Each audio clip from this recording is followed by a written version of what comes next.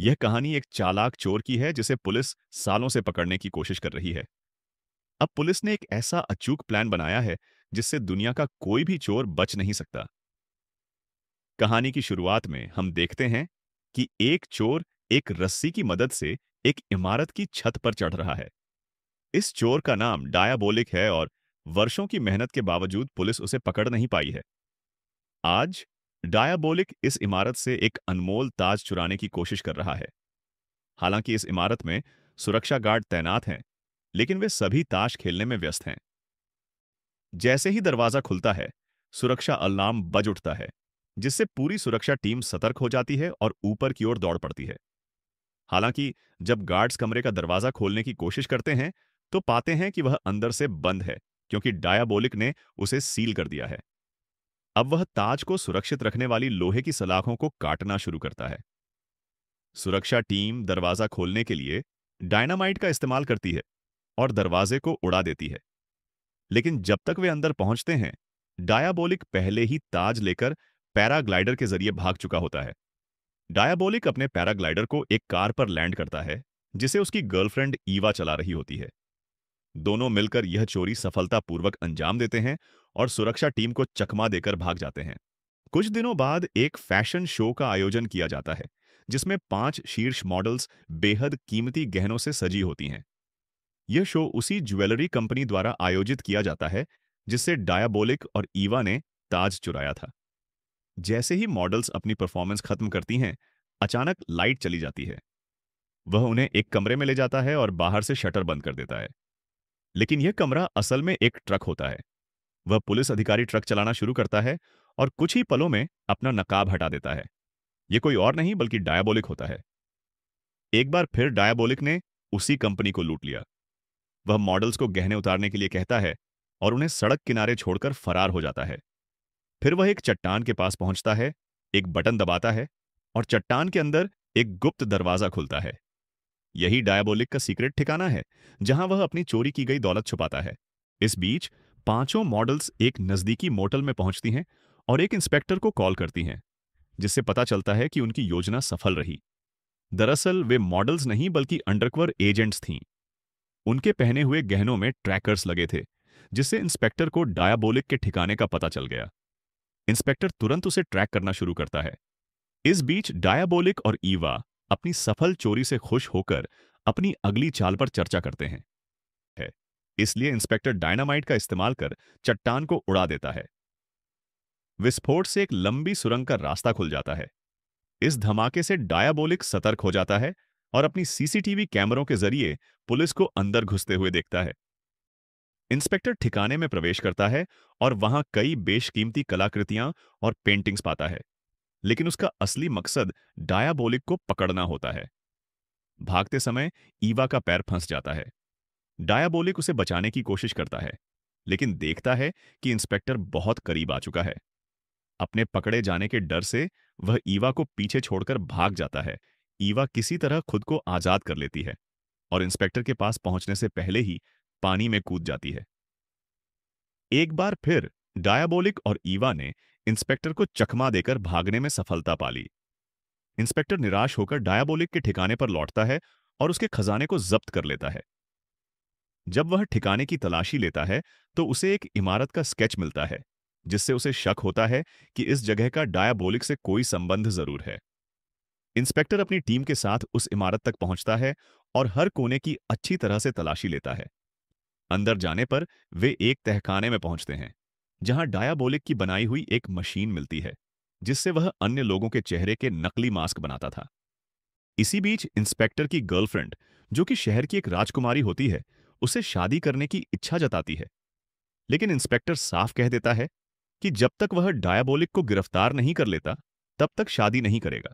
वह इंस्पेक्टर से कहती है कि वह पूरी पार्टी के दौरान उसके पास ही रहे ताकि डायाबोलिक चोरी करने की कोशिश न कर सके। इस बीच डायाबोलिक उस इमारत के बाहर इंतजार करता है, जहां उसकी मास्क बनाने की मशीन छिपी होती है। वह अंदर जाने का सही मौका ढूंढ रहा होता है। एक पुलिस अधिकारी उसे देख लेता है और उस पर गोली चलाता है, लेकिन गोलियां डायाबोलिक को नहीं लगती, क्योंकि उनके बीच बुलेट प्रूफ ग्लास होता है। गोलियों की आवाज सुनकर सुरक्षा टीम तुरंत तहखाने की ओर दौड़ती है, लेकिन वहां पहुंचकर वे सिर्फ बेहोश पुलिस अधिकारी को पाते हैं। इस दौरान डायबोलिक मशीन लेकर फरार हो जाता है। गुस्से से भरा इंस्पेक्टर अपने वरिष्ठ अधिकारियों के सामने पेश होता है, जो उस पर सवाल करते हैं कि आखिर कैसे डायबोलिक ने उसे फिर से चकमा दे दिया। तभी ईवा इंस्पेक्टर को कॉल करती है और एक सौदा पेश करती है। वह डायबोलिक को गिरफ्तार करने में मदद करेगी। बदले में उसे सभी अपराधों से छूट और किसी दूसरे देश में बसने का मौका चाहिए।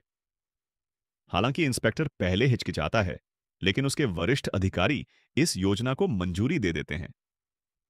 ईवा इंस्पेक्टर से कहती है कि वह 30 मिनट बाद फिर कॉल करेगी। इस बीच इंस्पेक्टर एक योजना बनाता है जिससे वह कॉल के दौरान ईवा की लोकेशन ट्रैक कर सके। 30 मिनट बाद जब ईवा कॉल करती है, तो इंस्पेक्टर उसे बातचीत में उलझाए रखता है, जबकि उसकी टीम कॉल की लोकेशन ट्रैक करती है। उन्हें पता चलता है कि कॉल एक टेलीफोन बूथ से आ रही है। पुलिस बूथ को घेर लेती है, लेकिन जब वे दरवाजा खोलते हैं तो ईवा गायब होती है।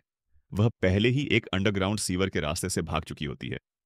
एक बार फिर ईवा उनके हाथों से फिसल जाती है। वह ईवा को वहीं रुकने का आदेश देता है और उसे पकड़ने के लिए आगे बढ़ता है। हालांकि चतुर ईवा उस पर हमला कर देती है, उसकी बंदूक छीन लेती है और उसे बेहोश कर देती है। इसके बाद वह उसकी कार लेकर वहां से भाग जाती है।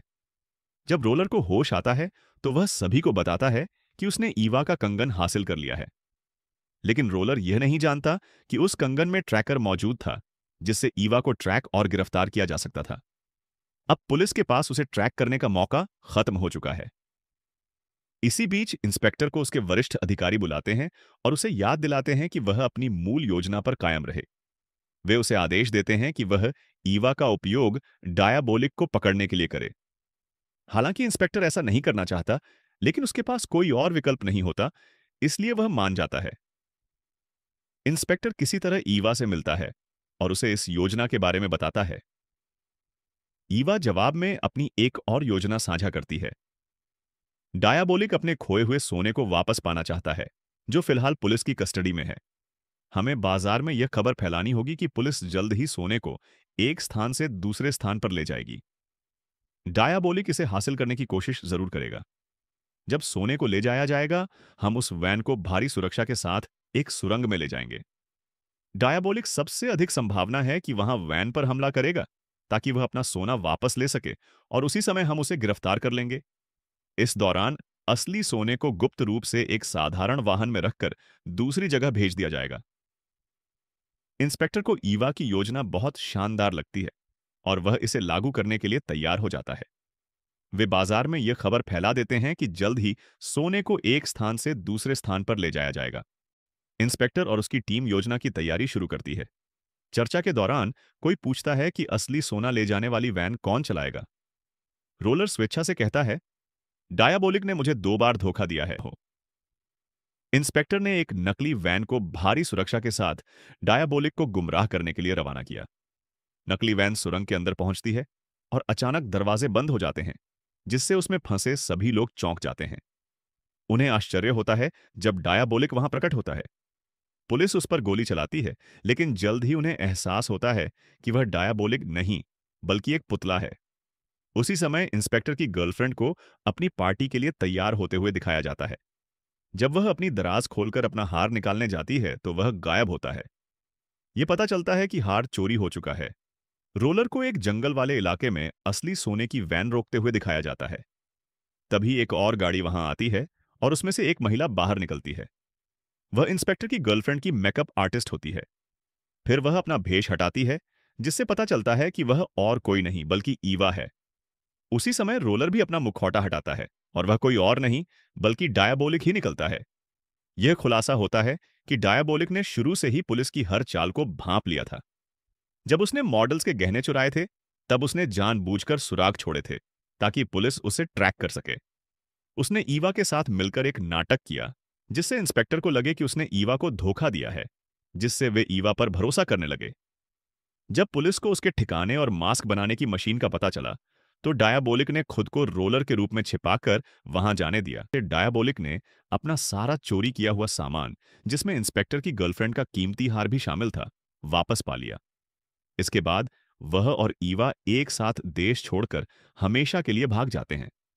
अब उनके पास जीवन भर ऐशो आराम से जीने के लिए पर्याप्त संपत्ति है, लेकिन डायबोलिक अब भी एक शातिर चोर बना हुआ है। कौन जानता है, वह फिर से किसी दिन हमला कर सकता है और शायद इंस्पेक्टर को एक बार फिर उसका सामना करना पड़े। यह थी डायबोलिक की पूरी कहानी। हमें उम्मीद है कि आपको यह पसंद आई होगी। अधिक अपडेट्स के लिए हमारे चैनल को लाइक करें और सब्सक्राइब करें।